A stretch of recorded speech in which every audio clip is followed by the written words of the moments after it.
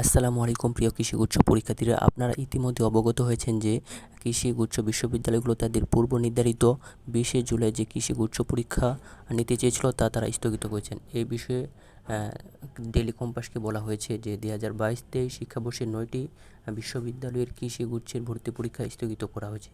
আজ সোমবার 15 জুলাই চট্টগ্রাম ভেটেরিনারি ও animal science বিশ্ববিদ্যালয়ের জনসংযোগ ও প্রকাশনা দপ্তর থেকে পাঠানো এক বিজ্ঞপ্তিতে এ তথ্য জানানো হয়েছে।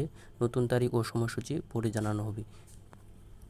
বিজ্ঞপ্তিতে বলা হয়েছে, কৃষি বিজ্ঞান বিষয়ে ডিগ্রি প্রদানকারী 9টি পাবলিক বিশ্ববিদ্যালয়ে গুচ্ছ পদ্ধতিতে 2023-24 শিক্ষাবর্ষে প্রথম বর্ষ স্নাতক সম্মান ও স্নাতক শ্রেণীর আগামী 20শে জুলাই অনুষ্ঠেয় ভর্তি পরীক্ষা অনিবার্য কারণে স্থগিত করা হয়েছে। তবে এখনও পর্যন্ত পরবর্তী নির্ধারিত তারিখ তারা ঘোষণা করেন নাই বা বিজ্ঞপ্তিতে বলেন নাই।